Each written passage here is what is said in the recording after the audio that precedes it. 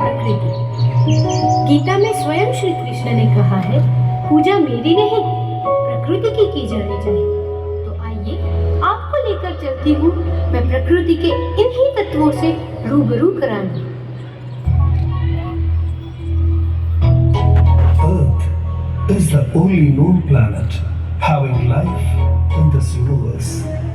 We should respect and maintain everything we get from our Mother Earth.